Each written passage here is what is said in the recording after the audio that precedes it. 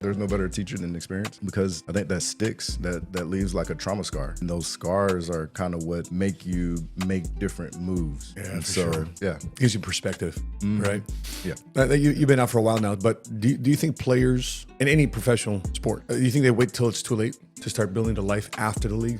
I was able to get out of there with a solid nest egg and understand that. So what happens when the roar of the stadium fades, but the drive within refuses to dim? Today's guest didn't just play the game, he poured his soul into it. A 2005 first-round pick, Mark Clayton electrified the NFL as a Baltimore Raven wide receiver, racking up more than 3,400 receiving yards and making defenders look foolish in the open field. But football didn't define him, it refined him. When injuries cut his career short, most would have faded quietly. Mark chose a different path: entrepreneurship, innovation, and faith. He founded Live Headphones, a premium audio brand built by athletes for athletes. However, you'll hear something about failure if you stick around and listen. Today, we'll go deep into the truth behind NFL money, the raw reality of injury, NIL, and college athletes' faith in dark seasons, and Mark's unfiltered take on today's game.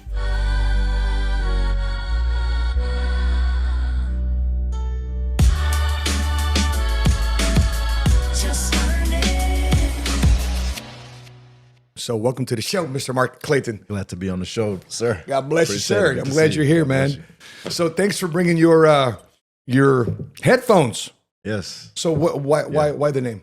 That's a good question. When it started, this was just a pet project of me trying to create a headphone to work out, which it was during a season where I was injured and trying to recover.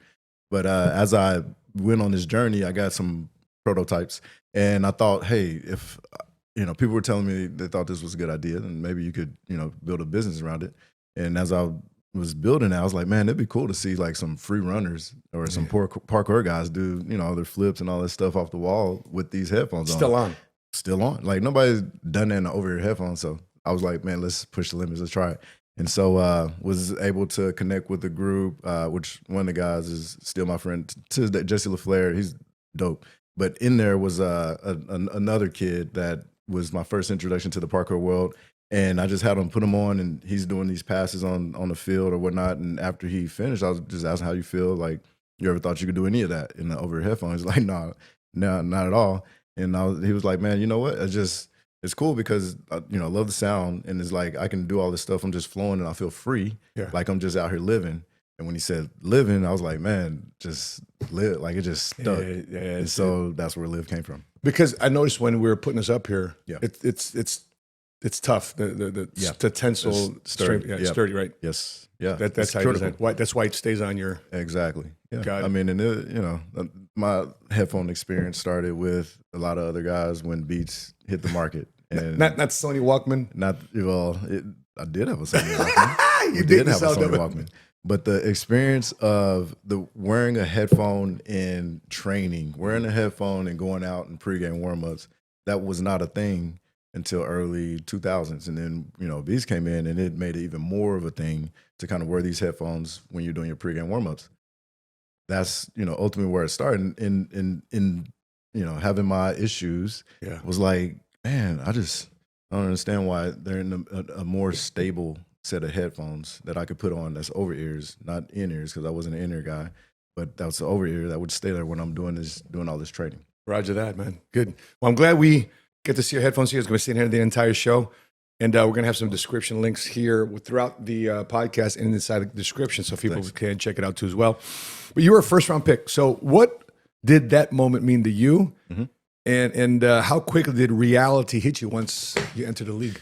Man, because the draft just happened. I can imagine these guys are feeling like this is crazy high, crazy. It was unreal. I think I told you a little bit about me getting to the University of Oklahoma and playing college football at all, where that was not my expectation.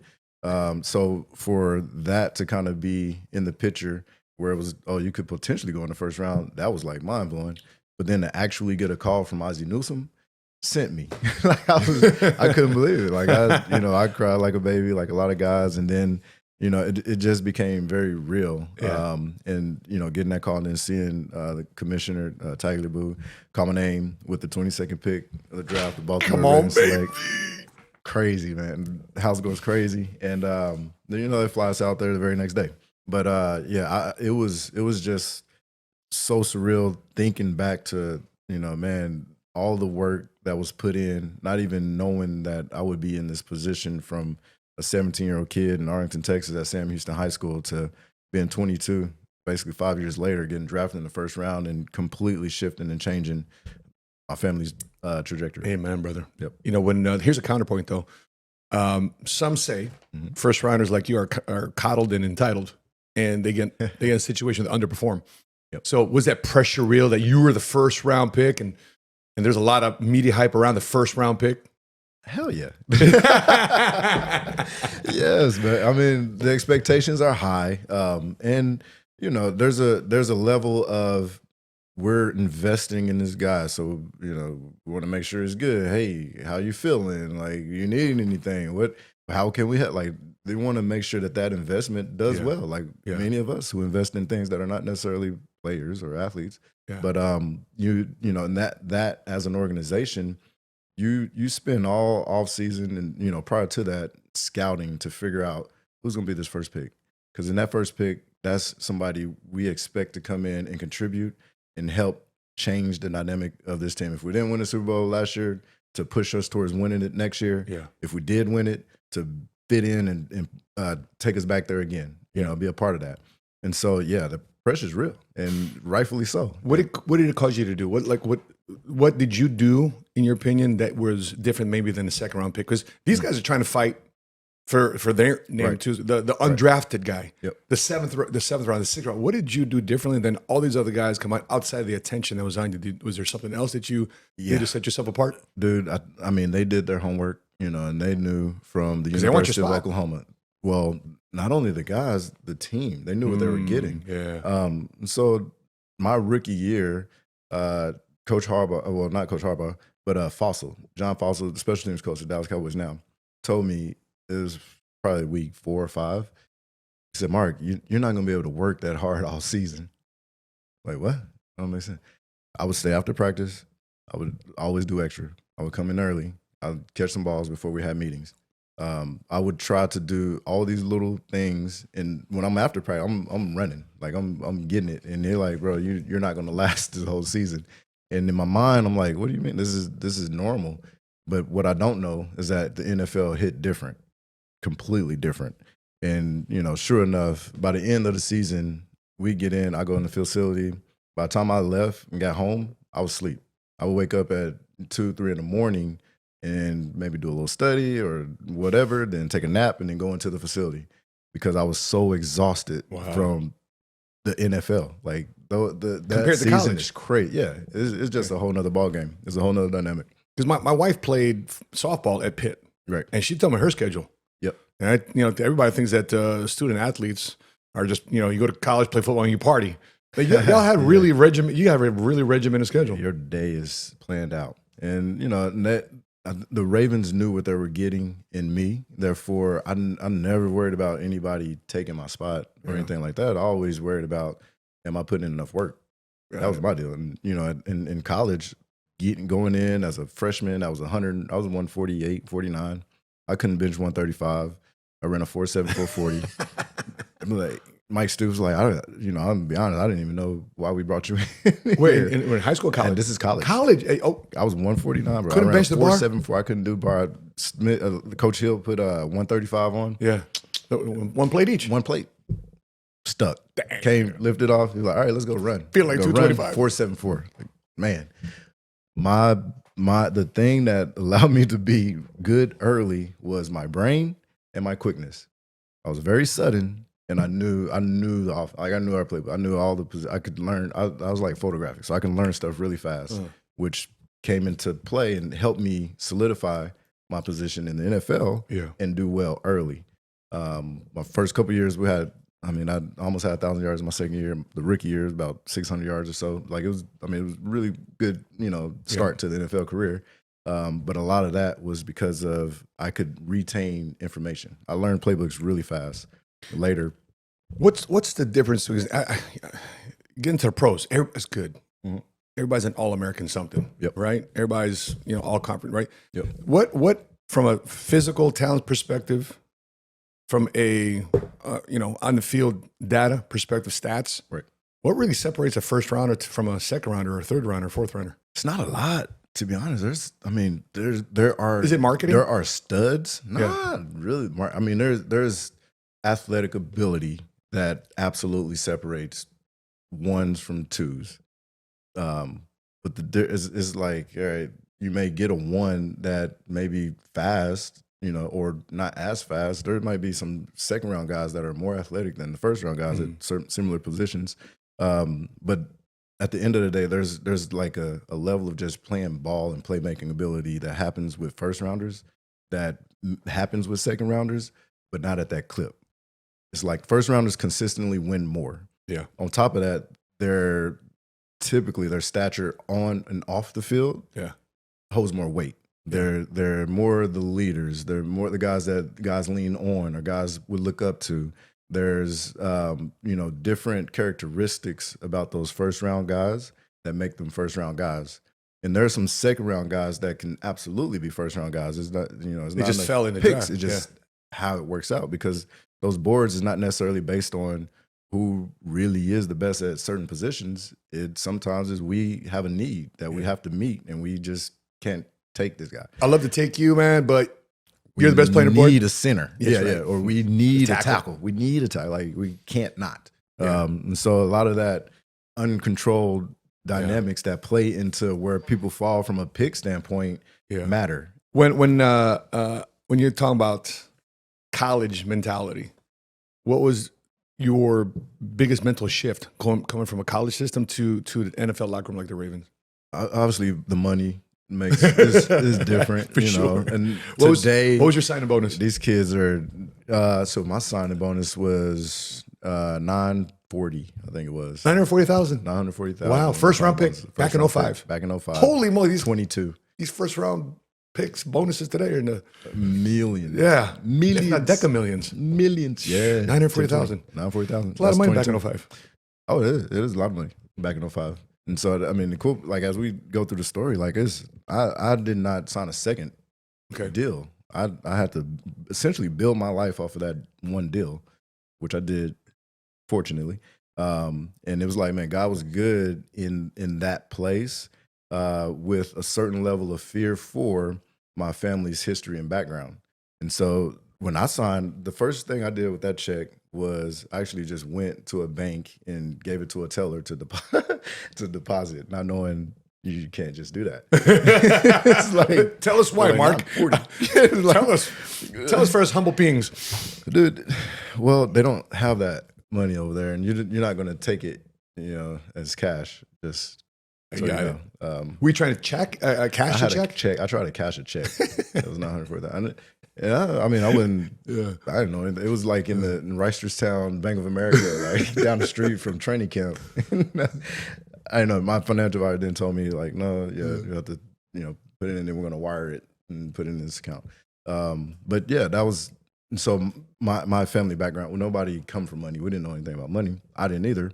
And so it was like, man, I had a kind of a healthy level of fear for, hey, I don't want to necessarily.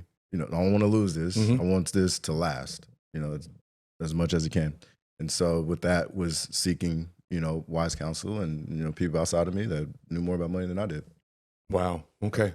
So so you set up yourself for life financially in that first contract.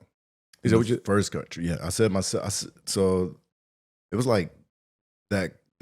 So people on the outside, in addition to, so I'm a bit of an introvert, and so a lot of my time spent was, home gaming. I didn't spend a lot of money just kind of out on, moving or whatnot. And so I was fortunate in that regard. And that, for the most part, saved me, I think, from a lot of big purchases. And in that, I was able to get out of there with a solid nest egg and understand that I need to offload anything that I'm, don't need ultimately, and live a life that made sense for what my nest egg was, and then try to generate different income from different things. However, I did that. Wow. So your signing bonus and your first check was basically setting yourself up for life. Yep. Smart. Not even know, like, like I wasn't consciously thinking that like that, but that's what was happening. And I think it was just kind of this fear on the inside that was leading to the actions that was creating this setup for life. So when I asked you what was the difference between college and pro, you said money. What's your definition of money? How do you view money? What's your blueprint of money? Well, leads me to another question. What happens when the paycheck and the income stops, but the mortgage doesn't? I've seen families lose everything, not because they were lazy, but because they didn't have a plan. And that's why I wrote the book, Keep the Keys. It's a blueprint to protect your home, your income, and your peace with real stories, real strategies, real results. And on August 20th in Dallas, I'm officially launching the book and my private networking and upscale mastermind event, Cigars, Wealth, and Whiskey. This isn't a seminar. It's a high-level networking experience and upscale mastermind for entrepreneurs, executives, and legacy builders. And for one night only, I'm bringing out a special guest. One of the most iconic names in comedy and culture, Marlon Wayans, as he shares his new cigar with us, Liga Tridente. Now, there are only 200 seats available, and we just opened up a new set of tickets called Elite tickets if you want proximity around Marlon and myself. There's only 20 of those tickets available for sale. So if you're serious about protecting what you've built and learning how to never hand your keys back, this is where you need to be. Go to cigarswealthandwhiskey.com, grab your ticket, get the book, and keep your peace and keep the keys. My blueprint of money is now it's a tool and resource. Then it was the ability to get stuff, like to get what I want to kind of put myself in this place and surround myself with certain things that I wanted. Today, it's a resource to take care of matured. Me and my family. I have matured. Take care of me and my family, and I'll just enjoy life. Yeah. But it's a tool that I know how to use more so today than I did yesterday. When you got that $960,000 signing bonus, was it actually $960,000 or was it $960 minus tax and agent fees? Minus tax. So that was after. That was really $2 million. Closer to $2 million. Yeah, exactly. Yeah. Oh yeah. Gotcha. I got correction. Gotcha. I like to give the real number. Gotcha. Yeah. The media the real number. The media go gonna give you. Yeah. Got it. The real number. Yeah, 900. Yeah, after taxes. So my thought is, are we raising players now who are too soft for that kind of transition from the college game to the program because of NIL and social media? I don't, man. I'm happy for NIL and what it's doing. And I'm happy too. Yeah, I love that. I love it. Because, again, still 97% of the guys are not going to the league. That number's not changing.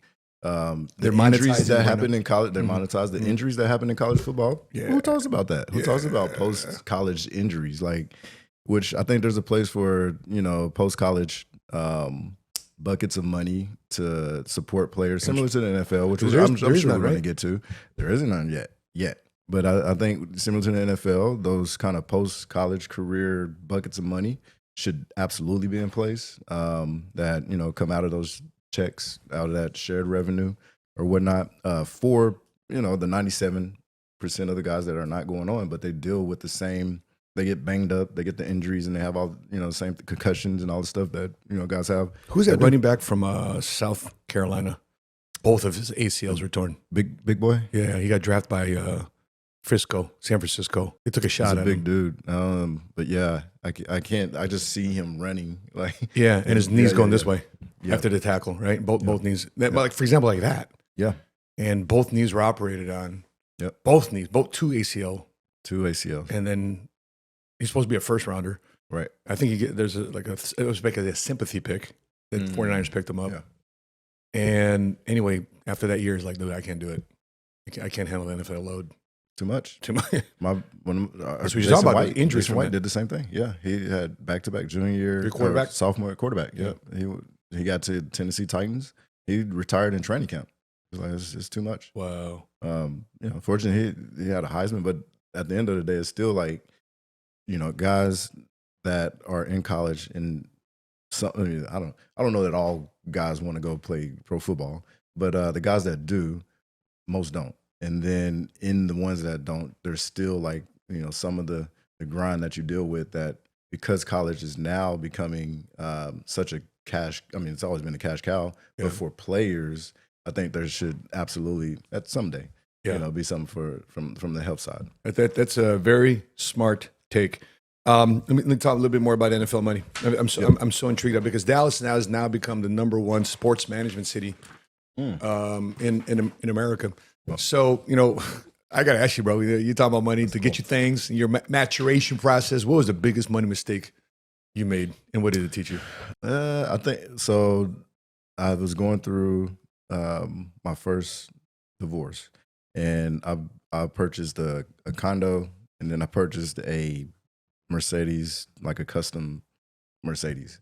And so this is, it was basically a $300 whatever $50,000 car, and then this condo we're spending essentially like $5K a month for in downtown Dallas. Barely even stayed in it, and my accountant was like, he was like, man, you don't need that. Like, what are you doing? I was like, yeah, no, it's gonna be good. It's gonna be good. I'm gonna get it. I'm like, man, it's a luxury car. Like, I'm gonna get it, sell it, and I'm gonna get the same price. Like, people are gonna want this car, and I'm gonna deck it out, like make it dope where somebody will want it. And I'm thinking, it'll appreciate like a old school Ferrari or Lamborghini or something like that. Sure. But it did not do that. I sold that at a loss. The condo just sucked money because I didn't even stay in it, and it was I got in the spring.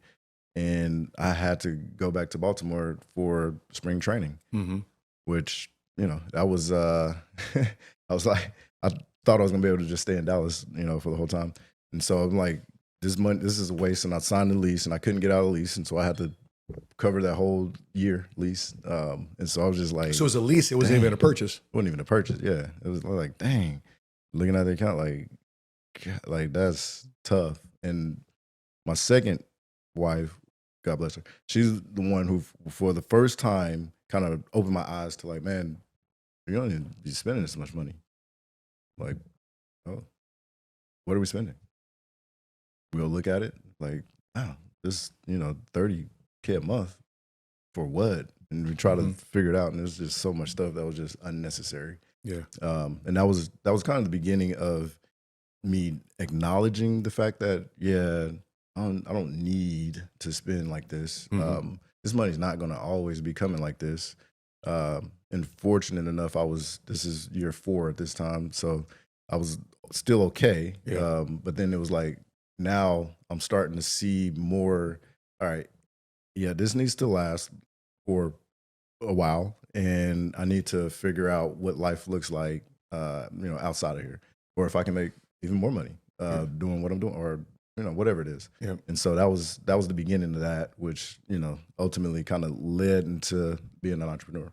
So your first check got you set up for life. But the second check and third and fourth and fifth, you weren't so smart with it. I would say it was about third year where I spent probably damn near all of what I made that year. But at least the first year. Yeah, I still had.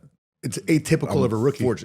Right. Okay. I was fortunate. So do you think, I know there's in a rookie symposium, but do you think the league should, I don't know, force or mandate for rookies how to spend their money, or do you think that's too like paternalistic? That's a little much. I mean, because part of it is you live, you learn. And, even us as, men, believers, like I've learned to trust God more by seeing him work in the mess. Yeah. Like seeing him work when you don't know how things are going to work out. Like you're not sure. There's fear, there's uncertainty, and all the doubt and all this stuff. Seeing him work in those places help build that relationship. Yep. In life, I think, young men and, like my son, my kids, I think they need to experience, loss, however they experience that, sooner rather than later, to learn from it. And I think the saying is something like there's no better teacher than experience, because I think that sticks, that leaves like a trauma scar, and those scars are kind of what make you make different moves. Yeah, and for so, sure. Yeah. Yeah. No, they shouldn't live. Yes, they should not. Gives you perspective, right? Yeah. You've been out for a while now, but do you think players in any professional sport? You think they wait till it's too late to start building the life after the league? Not nowadays. No, I love seeing what I see from players today. I think there's so much information through social media.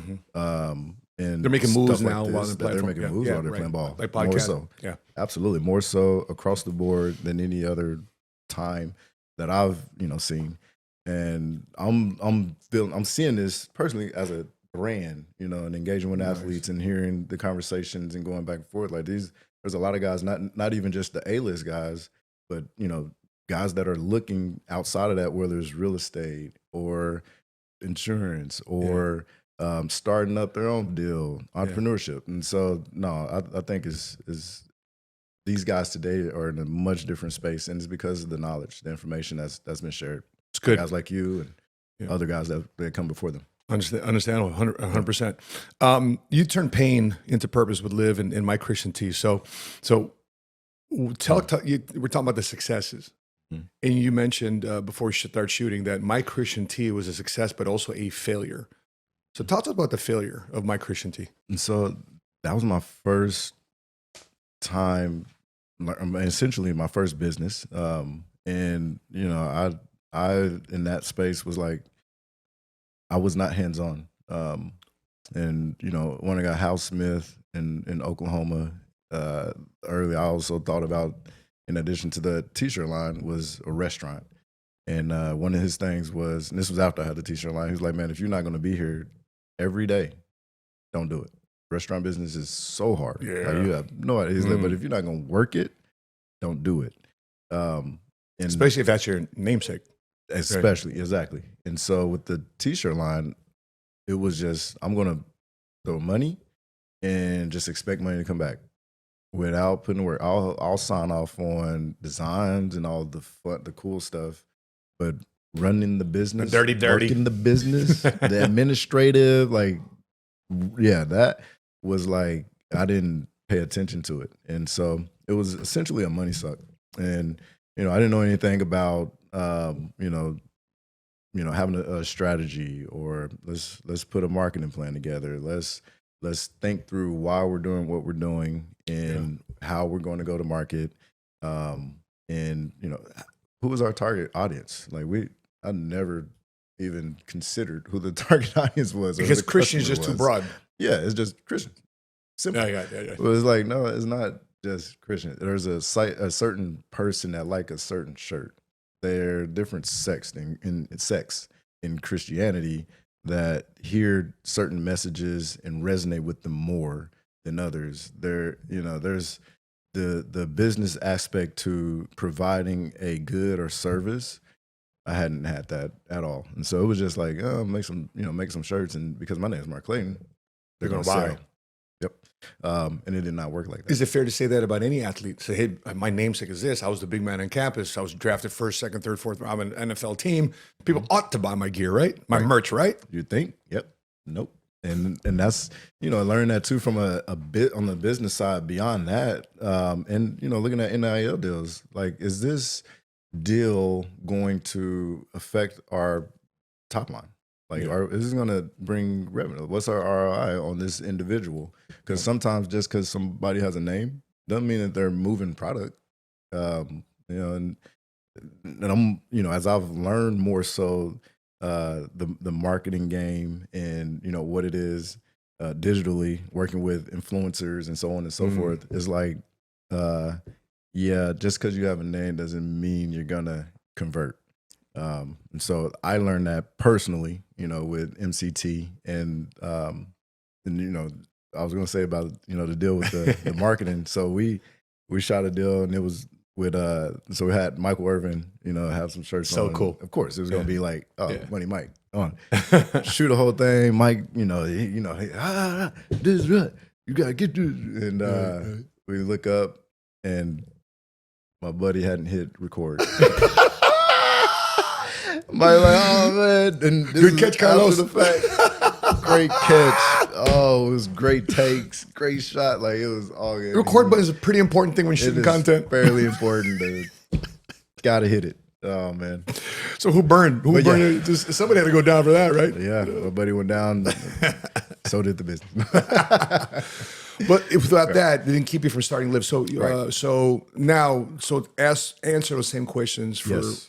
your product. So, who's buying it? How you bring it to market, et cetera, et cetera. Yeah. So, starting Live, it was, I understood more that I was trying to solve a problem for myself. And so with Live, it's easier and, knowing more so from a business perspective, how to define the market fit. And so in the premium market space, as you know, everybody knows you got Apple, you got Bose, you got Beats, you got Sony, and then you got Sennheiser. There's, a couple others, but those are your core four, essentially. And our deal with this was, you know what? As I'm building this, it was like, man, there really isn't like an over here that has been designed for the active lifestyle, like for it to really stay put.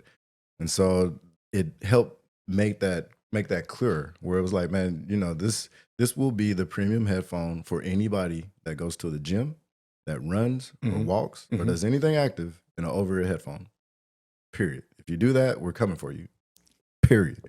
And from concept to final design, that's what Live is. And it makes it, very easy for us to do our marketing, to craft our messaging, to, speak to the audience that we know is the audience as to why Live is a better option for your active lifestyle.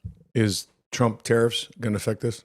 They are not, because I think Uncle Tim Cook is good friends. I think he, and so we fall up under the latest exemptions on technology out of China. So the Apple connection allowed guys like you, got little fish like me, beautiful, to bring over product. What it would have done was ultimately like cut what we had budgeted for inventory by a third. We would have only been able to bring over a third, afford to bring over. Because you weren't going to jack up prices. You're going to keep the prices the same. I was going to keep the price the same. Even if tariffs would affect, but it's not because of the exemption. It's not because of the exemption. Yeah, man of that. Yeah. All right, go get your Live headphones, man. Yes, sir. Let's talk about a little bit of top story in the last NFL draft. Guess what you think is going to be top story? Top story. The kid who has a pet turtle. You think that's the top story? Nah. Go back. It's a unique story. He started coming out of the draft this year, and no, it's just not who got picked. It's about who didn't. Yeah, Shador.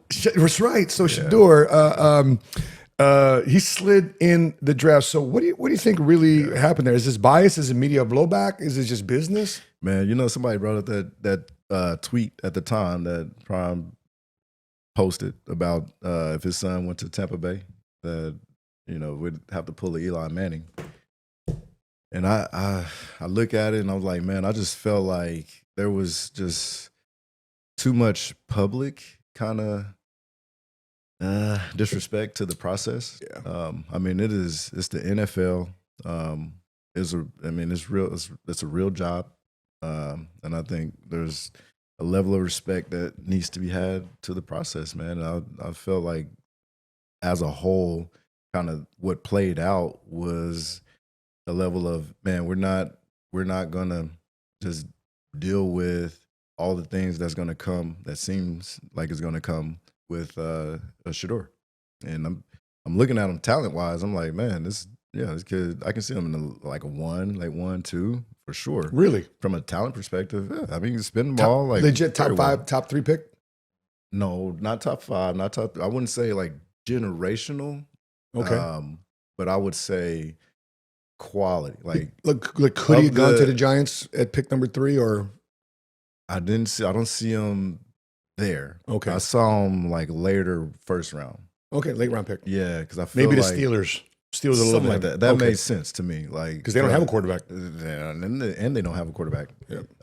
But yeah, something like that made sense to me just looking at, because the name of the game as it progresses is your Lamar's, your Mahomes, your Josh Allen's, even Kyler Murray, like, at his stature, but he's a problem because his legs are crazy and he has a cannon. And so when I see Cam Ward, like he's shown me enough that he's magical in the pocket. He can move, and his arm talent is insane. Like, he can throw from every plane. he's great with the long ball. He throws underneath. He has touch on his throw. Like he's crafty and create. Like that makes sense. Sure. But I feel like Shador was not quite that level. I saw Dan Orlovsky had his comp at Jared Goff, which I was like, yeah, that actually makes a lot of sense. But that takes development, for him to get it. He's not going to just go in the NFL and beat Jared Goff. And so I would rather take somebody like a Cam Ward who I can trust can work his way out of a situation with his legs and still have enough arm to make throws that are incredible. You think Coach Prime's media and branding and prime time backfired on his sons? I think the NFL was saying we're the NFL. Like, got it. They're not going to dictate to the NFL. Got it. And yeah, I mean, listen to Coach Prime, friend of ours, and we interviewed him on the podcast, and he rocked our event. Yep. There's a lot of things that we can learn from Coach Prime, and right. to God bless. I mean, it's I like the tweet he did put out. Okay, it's all said and done. The next day, it's all said and done. What do we do now? That's right. Going forward. Yep. What happened. Yep. And I think Shador ended up in a great spot, in Cleveland. In Cleveland, ironically, God is funny like that. He really is, man. Dude, he's funny. And so, like with that, I'm like, man, I think he's in the NFL. He's going to have an opportunity to grow and develop and be a pro. He's going to have an opportunity to play. He's going to have an opportunity to lead a team and be everything that he has in his dream. Like he's going to have that opportunity.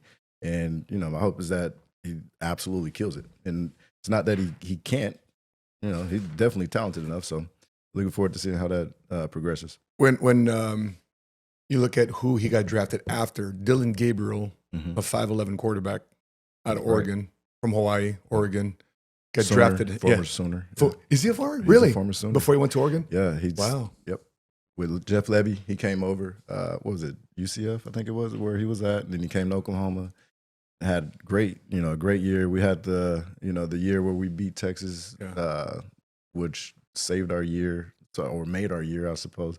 And then he went over to Oregon. But wow, yeah, Dylan, great guy, like great locker room. Like everybody loves Dylan. Is Shador better than him?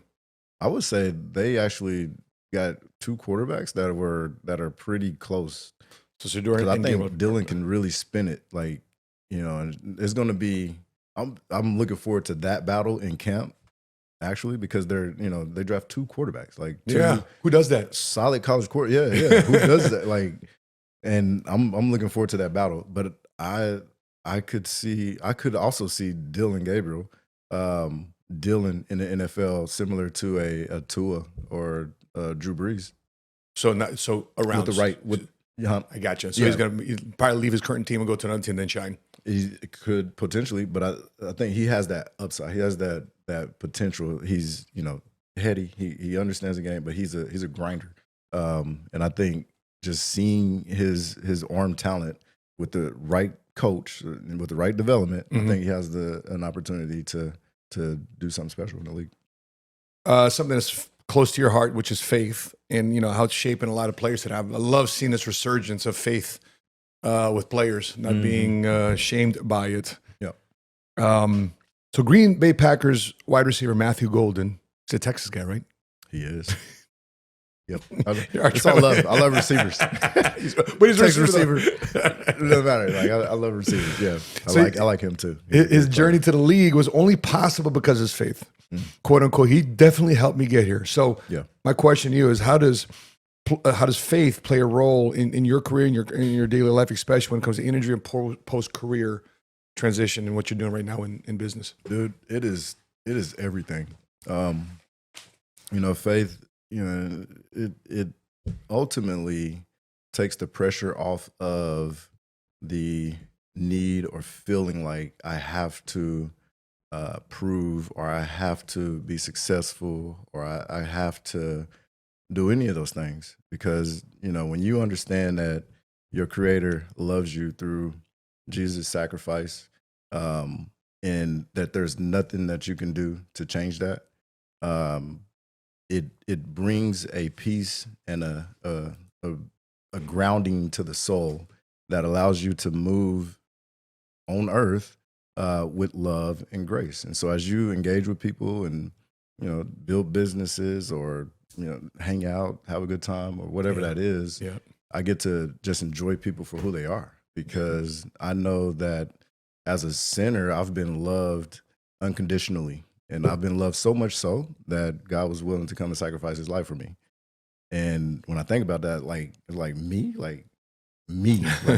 bro, I am horrible. Like you don't want to know my thoughts. Like, and for you to not only know my thoughts and know me super intimately and all the things that make me me and all the things that are broken, and then you say, I love you. And you're worthy. I love you. I'm not worthy. I'm not. And he said, but I love you. I'm willing to sacrifice my life willingly. And my son. Because I consider it joy. I consider it pure joy to lay down his life. And so the beauty of that becoming more and more true day after day. Wow. And then that, for the most part, is where I find like the ability just to love people, or just be around and love people. Have you ever felt sometimes where things do go wrong? Mm-hmm. Like your divorce. I went through a divorce. Yeah. Fighting for kids, child support court, Man. family court, and I had the kids. I'm in it. Mm-hmm. And I'm pissed. And I'm like, God, if you're so much on my side, Mm-hmm. what is going on here? And I've shouted and wrestled and I'm having that Job moment. Mm-hmm. Like why is this happening to me for? If you love me so much, why is this happening to me? You're supposed to protect me from this, but yet, how do you process that? I know through the mature Christian, but for people who are just trying to establish their faith, why does this business loss happen? Why does this divorce happen? Right. Why does this happen to me from a health standpoint, injury standpoint? Right. How can God be on my side? Yep. That's so good. And, ultimately it's, hey, I'm more than all of those things. And, when Satan went to God, asked him, God offered him up, actually. You consider Job? It's like, Right. well, you won't let me touch him. That's right. God said, To the enemy, right? you may, to the enemy. Yeah. Yes, you may. And he did.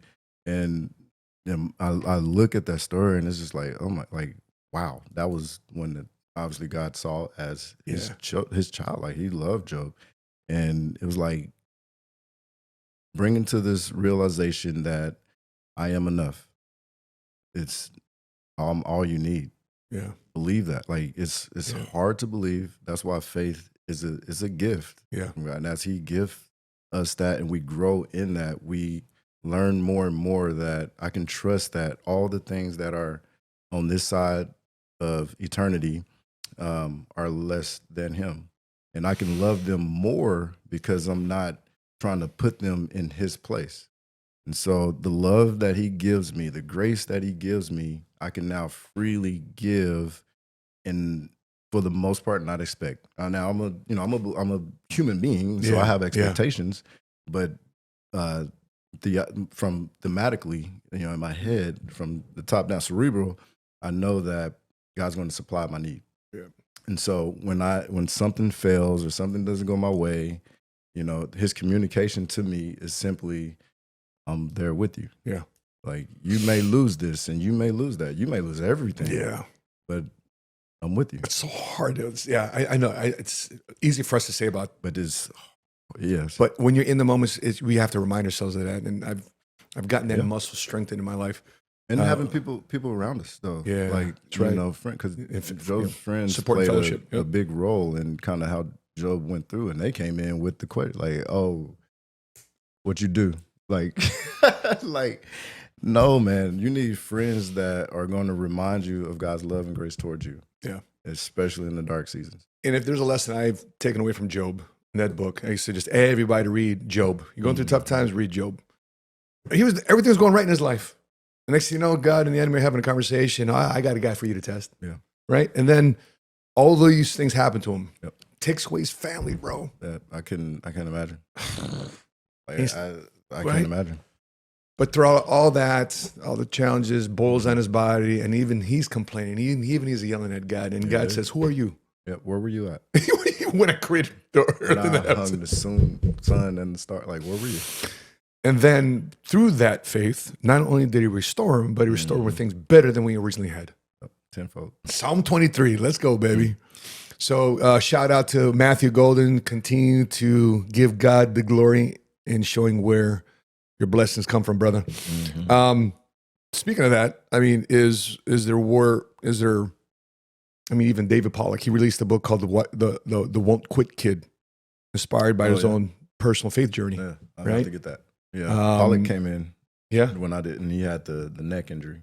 Really? Yeah, Pollock was great player at Georgia, and neck injury early, and so he didn't even get the opportunity to be in the league.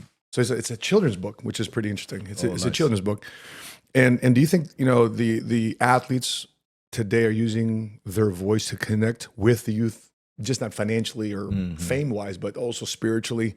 Yeah, most definitely. And mentally. Yeah, and that's one of the things I love about today, and everything that technology and social media offers is the ability for guys to just connect and be authentic and be raw and just talk about their experience and then give encouragement based on that. And so I got D-Rob, who's down the street, great friend of mine. He was playing at Oklahoma when I was there. Just his impression on youth in the DFW Metroplex is crazy. But there's multiple guys like D-Rob that pour into kids today that is so valuable. Just knowledge, not only about their sport, their craft, but just about their character and about their faith.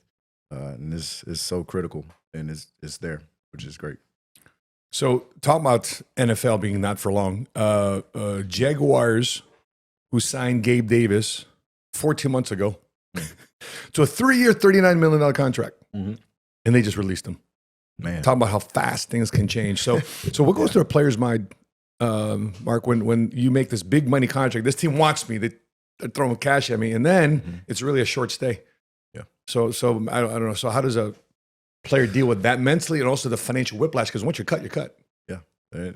There's no guaranteed contract. Guaranteed, yeah. And sometimes they cut and sign guys to restructure things. Sometimes they cut guys, or they send guys other places, and they gather information and they bring them back, sign them back, and say, "Hey, to a lower contract." Yeah. Oh wow. And so we've had guys go over to a rival team, and then we'll sign them back because we need to download what you just got. It's like the Patriot way. Because they know the playbook. Because they know the play. Yeah, they were in the system for it, or they went over and did some intel, and we're bringing it back. Really, that stuff happens, huh? Oh man, it happens. But no, I mean, guys that so Gabe signing the deal, 3-year, $39 million deal. It's like I think that was his second or his first big deal, because I think in Buffalo he was just a veteran. I want to say it was under his rookie contract or vet. I don't know what it was, but I think he was starting in Buffalo. But that was his first big deal, and so I can only imagine where he was emotionally in terms of him and his family. We got this deal. We're in Jacksonville. We might be here for the rest of our lives. Yeah. But it was 3 years, so that also says like I'm trying to hit the market again. And I think about guys today and them being businessmen. So being in the locker room, not all guys just love football either. I mean, it's business, and some guys go there, do their job, and they go home. And they're just really good at it. Yeah. Then there's guys that are super passionate about the game, and they love the game, and they eat it up, and that's life. But there's varying degrees on the emotional totem pole when it comes to their engagement with the game. Yeah. And so I don't know where Gabe was, but to hit it with that 339, that's a nice nest egg. Okay. That's a nice nest egg. Because a lot of that. So hey, because everyone only worries about the guarantees, right? So maybe we got a lot of guarantees up front. With them guaranteed. Yep, absolutely. And so hey, okay, what's next? Where we at? Where we going? When you're looking at what's going on in America today, when I first met you at the celebrity softball game, you and your wife, your beautiful family, I asked you on camera. I didn't ask you who you were going to vote for, but I asked, should America vote based on their values and principles? You said 100% vote for values and principles. So in your opinion, what do you think is going on with America today? And what's your opinion with what this president has done. Because I've often said, if you're a Democrat or Republican, I can care less. Right, me I too. care less. Because it doesn't matter what goes on in the White House. Yeah. I care about what goes on in your house, how you're running your family, how you dealing with the stewardship of God's blessings in your life. And because I've been broke under a Republican, I've been rich under a Republican. I've been broke under a Democrat, I've been rich under a Democrat. So it didn't really matter to me. Now, with that being said, it affects a lot of the laws that they pass to create opportunities internally inside the insurance industry that allows me to go back to clients and be of value and service to them. So Very nice. To us, that matters. Because from an economic standpoint, but overall, America. What's your thoughts? Overall, America.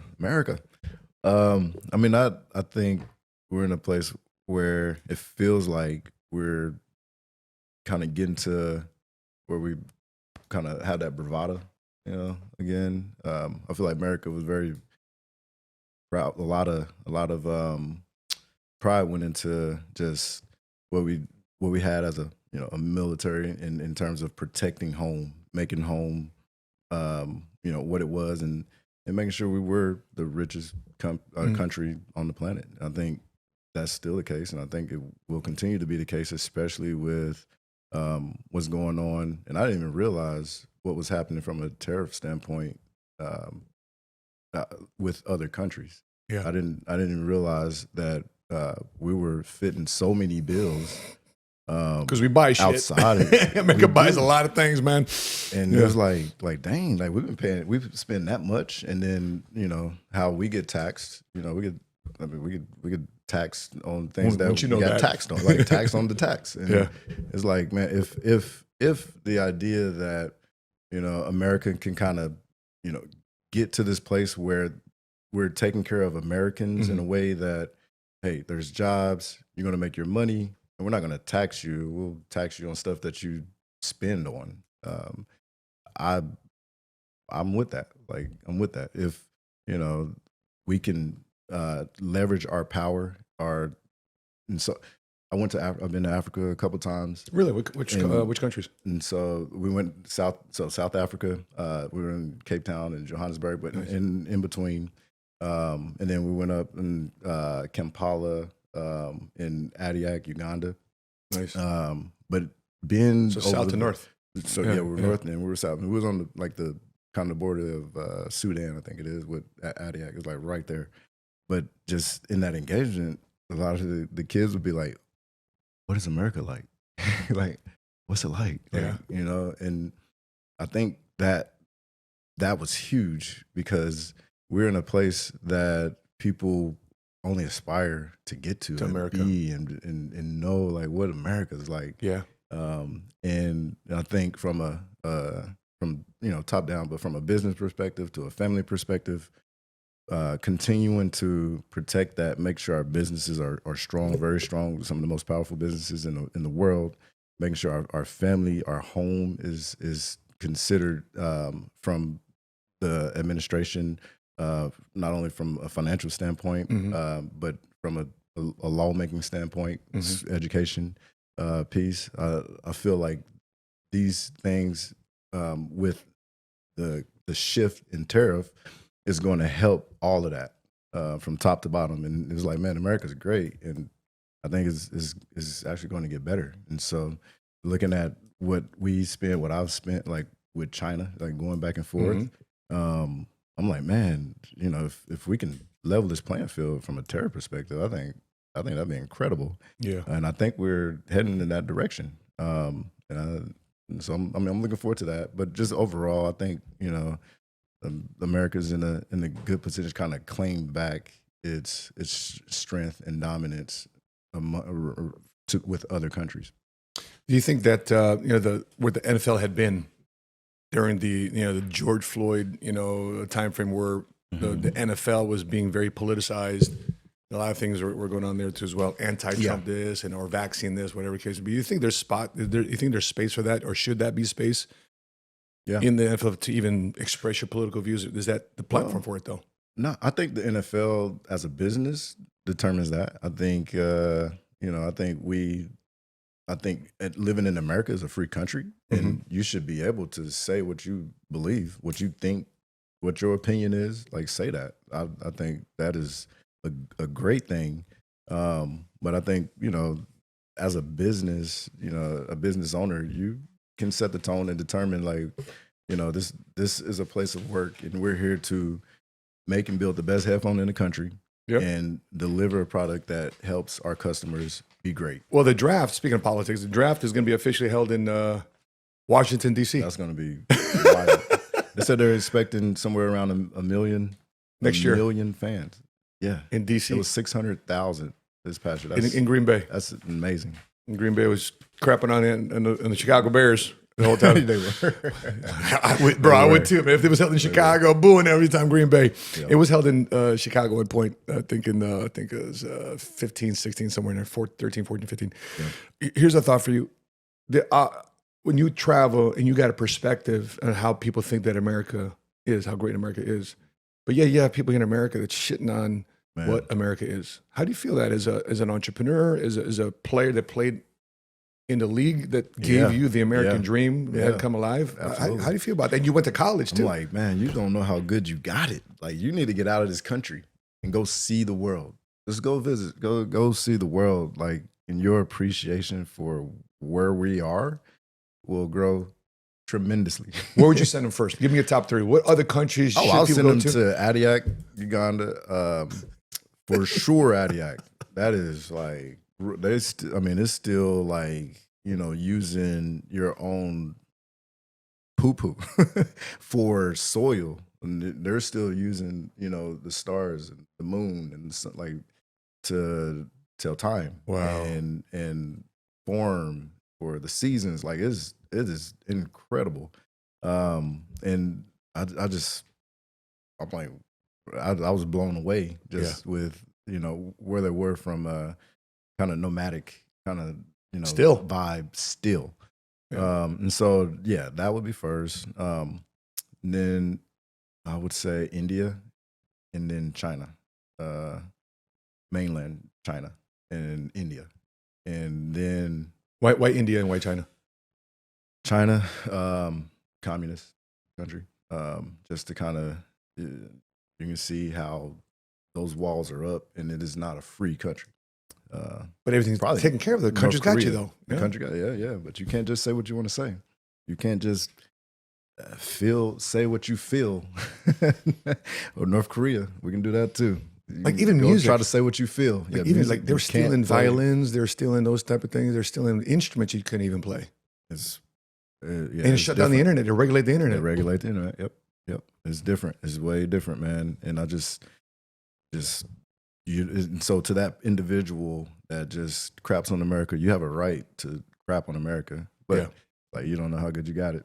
Like, you really don't. So you mentioned insurance earlier. I'm in insurance business. No hiding that.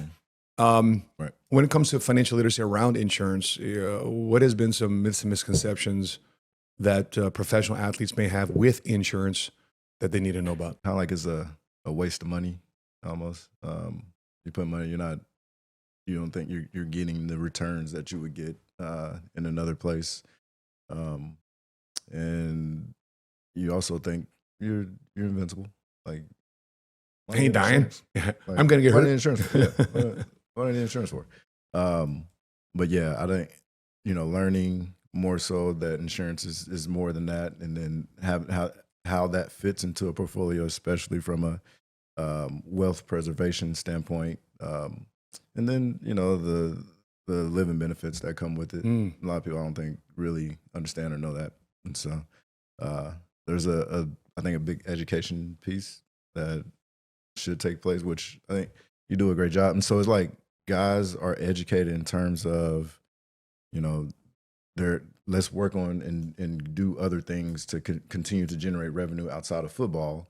And then how do we, preserve wealth? There's a lot of that education, but I think where there's room for educating on how insurance fit into kind of those wealth portfolios, or how it fits into a properly allocated portfolio. Oh, using the words, $3.50 word allocated. That's an expensive word, big dog. Properly allocated. How do you do it? No, but I think that education is there's a place for that. I love it, big dog. More. As a wrap up, I got a question for you. So, big question here. So, if you can go back and talk to 21-year-old college graduating Mark Clayton, what would you tell him? So we're gonna talk about, like, man, when you get this check, we're gonna take a third, and we're gonna flip that into a whole life policy. And we're gonna take the rest, and we're gonna put it in the market. But you're young, so you got room for a little bit of risk. So as you allocate that, we're gonna take, of that 900, we'll take about 50 to 100, and then we'll be super aggressive. I'm gonna be super aggressive with it. And so I'm gonna have my anchor over here, and I'm gonna have that chunk middle that's fairly conservative, and I want to be super aggressive with a little bit. Interesting. Okay. Yep. What would 21-year-old Mark Clayton hear from you, but yet ignore it? I hear you, Mark. What? We're gonna put it in what? Like, what is that? I don't know. What the hell is that? It'd have to be my dad for me to, like, trust. I mean, and I did. I trusted. I trusted John. Like, that was my guy. But that wasn't brought to the table at that time, and it was. I did well, but could have did better.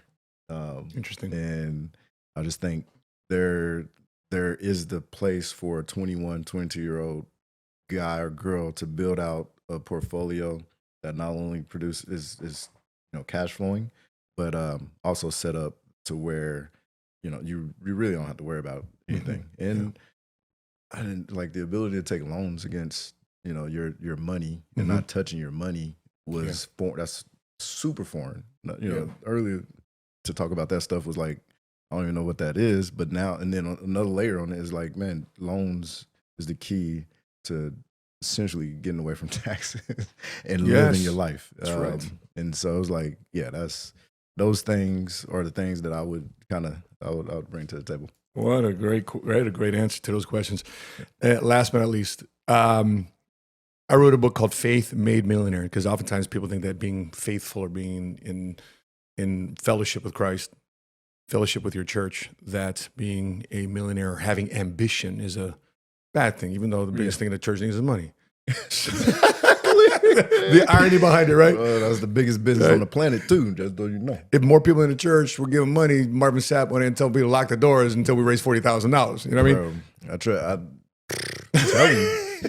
But you can't really give the people this inspiration and motivation to make them feel like they don't necessarily need the church, though. That's right, 100%. Because and we need people to purchase, and it's similar to like with a church. I think there's a place for education and finance as a church during the week, not on Sunday in pulpit, but helping the people grow. I think that those, and like the church I grew up in, I think those are some of the people don't have the education, just in terms of especially finances. Did you know the history, the deep history that the Black community contributed to the life insurance industry? Mm-mm. Really? So I was interviewing Fawn Weaver. Mm-hmm. And she shared a book. We talk about Think and Grow Rich. Everybody reads that book, right? Napoleon Hill. Mm-hmm. But she goes, a lot of people didn't read Think and Grow Rich because a lot of my sales team is in the African American community, Black community. She goes, read Think and Grow Rich, written by Dr. Dennis Kimbrough, a Black choice. So Think and Grow Rich, a Black choice. Okay. So you got Napoleon Hill. So Napoleon Hill's dying wishes to Dr. Dennis Kimbrough. So listen, man, I wrote a manuscript for the Black community, but I can't finish it nor share it with my name. You got to do it. So he took it. He's a professor at Clark, Atlanta, and he finished it, and he wrote it, and he published it. And a lot of people don't know about it. Make a long story short, I'm reading, Sheena and I are reading it, and I'm completely inspired by it. And he talked about A.G. Gaston. A.G. Gaston was a pastor, and everybody's asking the church for help with the funeral. So I said, listen, no problem. We'll put together a fund together to help pay for people's funeral. But if you can't come up with 25 cents for the church to pay 35, don't come to me asking money for the funeral. It became a form of insurance. Yep. And then he said also, we don't have any burial services, so let's create a funeral home. So he created two industries, the funeral home industry and a life insurance industry. He's one of the first black owners of a life insurance company back in the day. Actual carrier. An actual carrier. That's crazy. Alonzo Herndon, emancipated slave, barbershop owner, cut hair for the elite in Atlanta, flipped it to real estate and then flipped to owning a life insurance company called Atlanta Life. 3 years ago, Magic Johnson bought out the insurance company. It's one of his companies in his portfolio now, Magic. His insurance. And did you know Magic found out he got HIV through applying for a life insurance policy? Wow, I did not know. Crazy, right? Was where it was. That is crazy. Bro, there's over 60 black-owned CEOs of life insurance carriers back in the day. But integration hurt it. That. Yeah, bro, integration hurt it. Wow. Yeah, I mean, because there's redlining with mortgages, right? There's also redlining with black-owned, That makes sense. black insureds. Yep. So if you're buying from a white insurance company that offering your life, that happened. Right. Or if you're buying from a white-owned life insurance company and you happen to be in the black community, they say, well, we're only going to give you 10, even though our white counterparts can get 50, Gotcha. as an example. Mm-hmm. So Martin Luther King, one of his last messages, he said, I want you to make sure in the black community, you do business with black banks, with black-owned insurance companies. You know, Wow. what happened after The that? ones that exist. You got shut. Yeah. But A.G. Gassens, the Booker T. Washington Insurance Company, Universal Life Insurance Company out of Memphis, Atlanta Life out of Atlanta. Right. These were leading black-owned life insurance companies back in the day.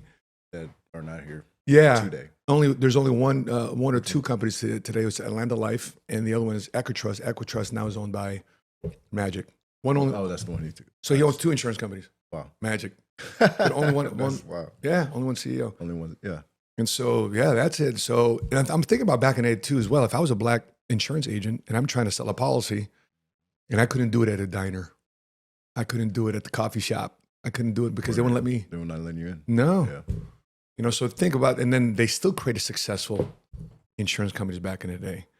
And so all I'm saying to the black community today, we need to revisit and re-inspire and reinvigorate because a life insurance agent today is like an endangered species, bro. Yeah, definitely. I mean, and here's a question: just where is AI in that space? AI is helping out with the operations, but not with the Back sales. in, but not with the sales. That's not sales. Why? Because people want to do business with a human being, not a robot. A AI can educate people about it. I mean, you go to AI right now and, hey, what do I need to know about blah, blah, blah, blah, blah. But it's going to really take an agent to really explain what that the ins and outs. Yeah. Because the infrastructure of a lot of these insurance companies, they don't have internal capacity, nor the budget cost to pay for an internal sales team. That's why they just outsource it to companies like ours. Gotcha. Because if you call up, XYZ insurance company, hey, can I buy? No, call one of our agencies. Right. But you've been gracious with your time, bro. Yeah, Thank you for dropping by so we can get to know your product and get to know you, man. So if there's a lot of value gotten from this, please consider subscribing to this channel and more topics of faith, finance, and family. Studs in the business world leading today, man. So that being said, please drop your biggest comment and feedback in the comment section below. With that being said, until we meet again, continue to live smart, continue to love smart, and be money smart today.